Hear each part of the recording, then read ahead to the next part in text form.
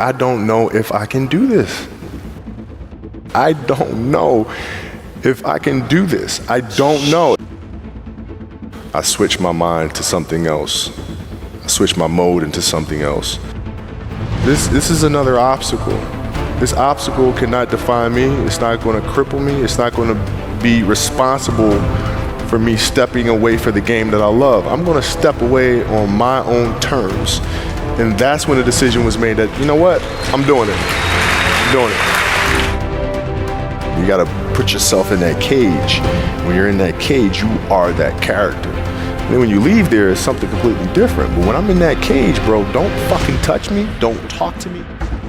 Like, listen, man, if you're going to be out here training 8 hours a day, if you're going to spend 9 months out of the year away from your family, you better fucking win the championship. Quickness, I was quick, but not insanely quick. I was fast, but not ridiculously fast, right? So I had to rely on skill a lot more. I had to rely on angles a lot more. I had to study the game a lot more. And but I enjoyed it though. So like from the time I can remember when I started watching the game, I studied the game, and it just never changed. I was born to do this thing, man, and I did it nonstop, all day long, from the age of 2 to when I retired. I had to look at it from a long term because I wasn't going to give up on the game. Right. So I had to say, okay, this year I'm going to get better at that. Next year, this, and then so forth and so on. And then patiently, I was able to catch them. The best way to prove your value is to work, is to learn, is to absorb, to be a sponge. But you always want to outwork your potential. You know, as hard as you believe you can work harder than that. If I could work that hard every day, with being blessed with the physical tools that I have, what would my career be? And I made a promise to myself in that day that I was going to work that hard every single day so that when I do retire, I have no regrets. And that was the most important thing for me, is to leave no stone unturned, get better every single day. And if I lived that way, then over time, you know, I'd have something that was beautiful.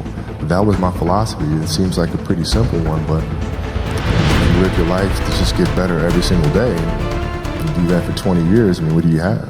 Monday, get better. Tuesday, get better. Wednesday, get better, right? And you do that over a period of time, you know, not like 1 month or 2 months. I mean, it's 3, 4, 5, 6, 7, 8, 9, 10 years, and then you can get to where you want to go.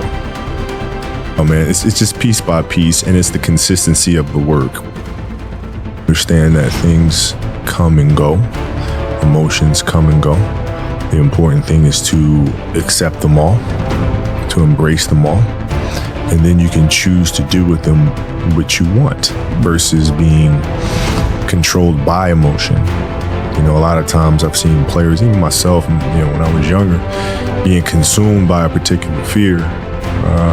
And to the point where you're saying, okay, nah, it's not good to feel fear. I shouldn't be nervous in the situation right now. And it does nothing but grow versus stepping back and saying, yeah, I am nervous about the situation. Yeah, I am fearful about the situation. Well, what am I afraid of? And then you kind of unpack it. And then it gives you the ability to look at it for really what it is, which is nothing more than your imagination. Sometimes you lay down in bed and you visualize things. And you just kind of, you know, that's at least how I would go to sleep. I'd lay down, I'd imagine playing for the Lakers, and I'd imagine what the uniforms look like. I'd imagine we would be playing, and, you know, the smell of the arena and all sorts of stuff. And I would see myself, you know, getting hot, you know, score 10 straight points. And then, but in a dream, like, why would you ever interrupt that? Like, you're not going to have a dream and be like, okay, and then he misses his next 6. Like, it's not going to happen. So you just keep dreaming and dreaming and dreaming. And before I go to sleep, I'm like at 120 points, you know? And so when you grow up, downloading that into your brain over and over and over. And then, you know, that summer, I made 1,000 shots a day. 1,000, right? That's on top of weight training and my conditioning. I made 1,000 shots, and they weren't just shots. It were shots that you saw in that game. They were specific shots. I mean, it was coming out of the corner, going to the pinch post, footwork in the post, coming off the screen. It was very specific. So when you download that into your system and you go out in the court and you're just executing things that you've done thousands of times before, and you have that dream, then that becomes possible. If you got to get up every single morning and remind yourself how hard you need to work, you probably need to choose a different profession, because that shouldn't be there. I wake up in the morning excited to get to it. If I'm not training, I'm missing it. I'm not watching a game of basketball, I miss it. There's no place I'd rather be. And if you have that feeling, then you're truly doing what God has put you on this earth to do.